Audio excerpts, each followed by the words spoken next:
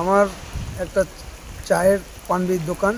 আমরা দীর্ঘ বাবার আমল থেকেই হসপিটালের বয়স আর আমাদের দোকান বয়স প্রায় এক, ঠিক আছে, আনুমানিক 55 ধরে ধরে নিলাম।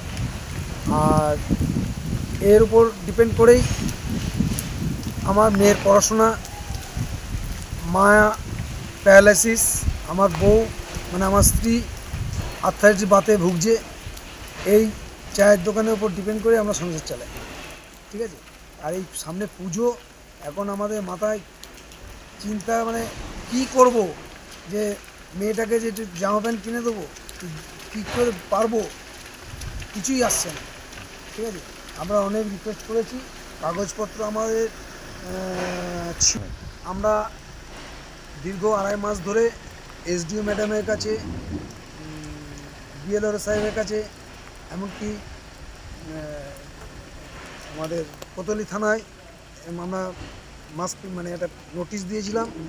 এবং সম্পূর্ণ জায়গাটাই এটা সোসাইটির জায়গা, শক্তিনগর কোঅপারেটিভ সোসাইটির জায়গা, অথচ আমরা ওই মাপজোক এই ব্যাপারটা অতটা বুঝি না।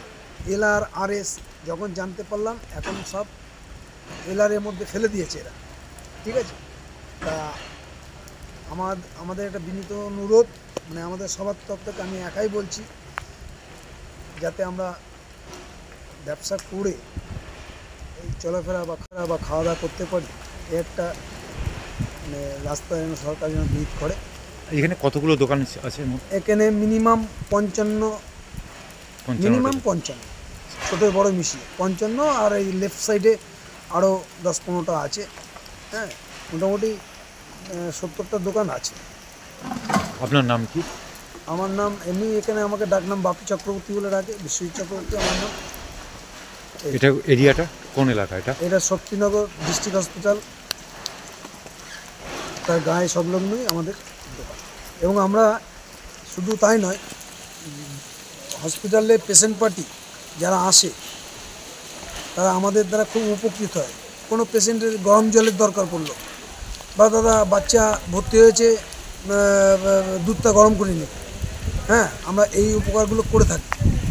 এখন এই অবস্থায় এরা যে পেশেন্ট পার্টিগুলো অসহায়, এরা কিছুই পাবে না।